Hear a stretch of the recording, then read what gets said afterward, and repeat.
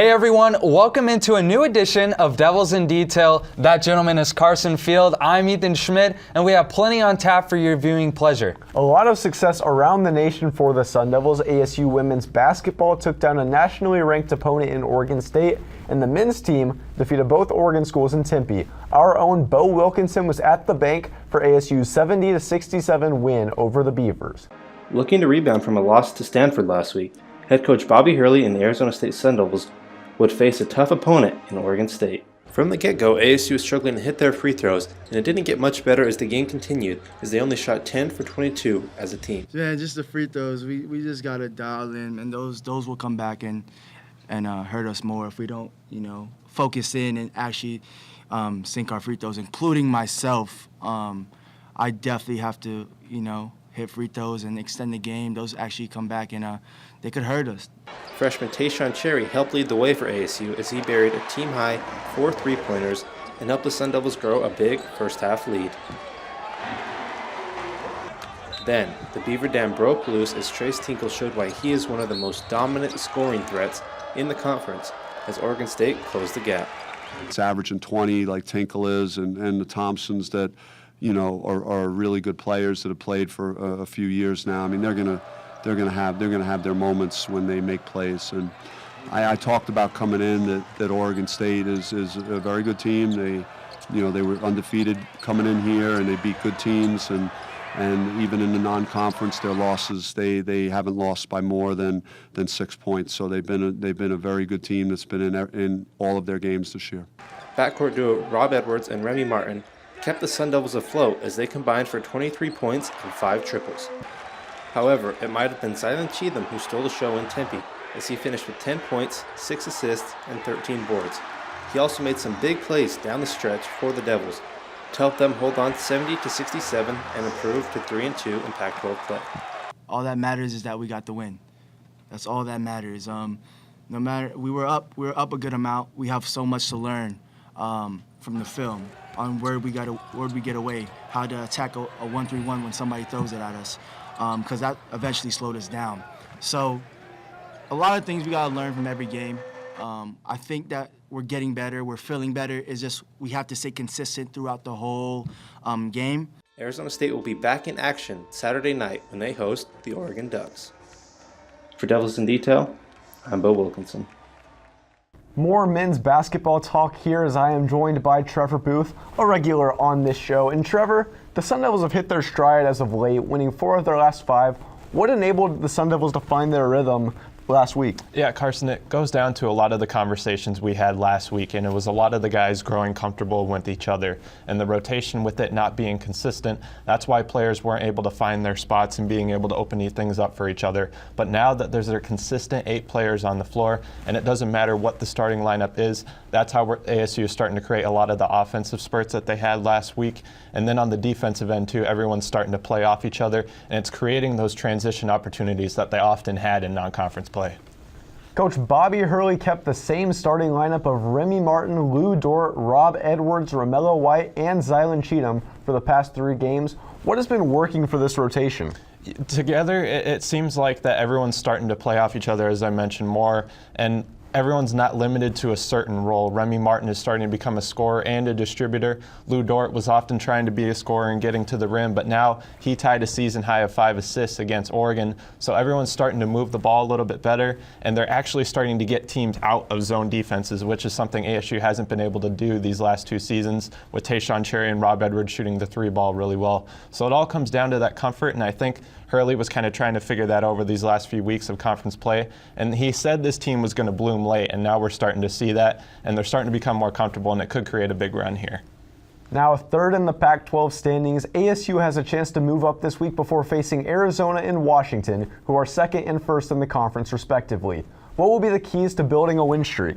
Yeah, it's going to come down to Romello White's play this week because he's got 2 really big matchups in Moses Brown and Nick Rakocevic. He's got to find a way to stay out of foul trouble and be a factor too, especially against USC because they don't have the most depth on this team with Kevin Porter Jr. being out. So if they can keep him in games and be the dominant big factor, that's going to create a presence down low, and then that's going to open up the outside shots that ASU has been able to hit recently. ASU heads to SoCal this week for games against two struggling opponents, UCLA and USC. Thanks for joining me as always, Trevor. Let's stick to the topic of men's hoops as Ethan has our Athlete of the Week. This week's Athlete of the Week is men's basketball senior Zylan Cheatham. Cheatham, who has been dealing with the tragic loss of his brother since the end of December, has been the heart and soul for the Sun Devils throughout the month of January. The Phoenix native threw down one of the most emphatic posters of the season against Oregon on Saturday night. It was epic enough to make the number 4 spot on SportsCenter's top 10 plays. He was dominant on the glass over the weekend with 22 total boards. Cheatham also added 7 assists and 27 total points to help ASU get back on track in Pac-12 play. Back to you, Carson. Now we move our focus to another team that's been successful lately, and that's ASU Women's Basketball. Joining me now is women's basketball insider Adam Noel. Adam, it's good to have you back. Thank you so much for having me, Carson. Anytime, man. The Sun Devils ultimately fell to the 5th-ranked Ducks in Eugene by 6 points, but they bounced back the next game against Oregon State. What were some of the positives in that win against the Beavers? I think the biggest thing had to be the Sun Devils bouncing back from that loss against Oregon. The Sun Devils were able to step up against the Beavers and took the game all the way to double overtime before they pulled out that victory. Kiana Ibis had an amazing game, 28 points, a season high for her, and was absolutely dominant in the overtime period. And that was some of the great points out of that victory over the Beavers. As we move forward to the last month and a little remaining of the season, what are some games to keep our eyes out for? Well, looking forward to the beginning of February, they have a matchup with the University of Arizona, a team that ended up beating Arizona State at the beginning of Pac-12 play and held the Sun Devils to a season-low 39 points. And then a couple weeks after that, they take on the Utah Utes, who lost to the Sun Devils on a game winner by Riley Richardson and are definitely looking for revenge coming up. After those games, they played 2 of women's college basketball's biggest powerhouses, Stanford, Oregon. What do you see out of those matchups? Well, I think the biggest thing has to be these are 2 teams that have beat the Sun Devils already, and the Sun Devils need to bounce back and get at least one victory against these really top-ranked programs. And I think Oregon's going to be a big game, especially because it is the season finale, and to get one away from the Ducks would be huge for the program. Before you go, Adam, what will it take for ASU to host the first and second rounds of this year's NCAA tournament, which is reserved for the top 16 teams in women's college basketball? Well, the biggest thing is for the Sun Devils to maintain their position where they are right now. ESPN currently has them projected at a number 3 seed in the tournament, and if they're able to continue with a solid Pac-12 play, as they have had with a 4-3 record, and they are able to close the season at a strong mark, I think they're in position to maintain exactly what they need to host one of the first 2 rounds of the tournament. Now sitting at number 16 in the AP poll, ASU returns home for games against USC and UCLA this weekend. Thanks for your time, Adam. Now, back to the desk. Sun Devil hockey returns to action this weekend after having a week off. However, a tough test looms in Boston as ASU will go on the road to face the red-hot Boston University Terriers, who are 5-1-1 in its last 7 games. Reporter Ryan Redd is here with me today to discuss the major implications of the series and what to expect on Friday and Saturday. Ethan, it's great to be here once again. Sun Devil hockey is rolling this year. Lots of interesting stuff to talk about. Always a pleasure to have you on, sir. Well, Ryan, ASU did not get off to the start it wanted in its last series against Cornell. The Sun Devils were upended 6-1 in Friday night's game. What's going to be the key for the Sun Devils to have a better first game at BU? Well, Ethan, at least for me, watching those games against Cornell, ASU on the ice, they looked a little slow defensively. We talked to Brinson Pashnuk about this, of course, the captain, talked to a lot of other guys about it. They feel that if they can get themselves in defensive positioning, get, sticks in the way of pucks, that they can play a lot better against Boston University. And they are going to have to do that. As you said, the Terriers are red hot going into this weekend. Definitely. And we talked about it last week. Johnny Walker still leads the NCAA in goals with 19.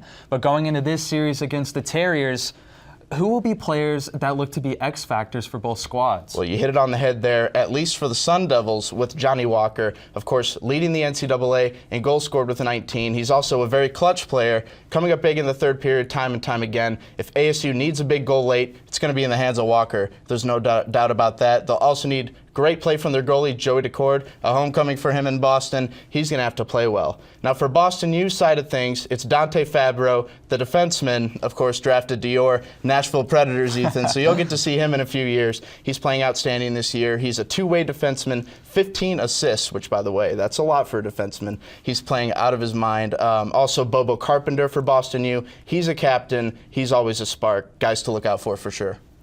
And finally, this weekend has serious implications for the Sun Devils and their NCAA tournament hopes. With 8 games left, there is very small room for error.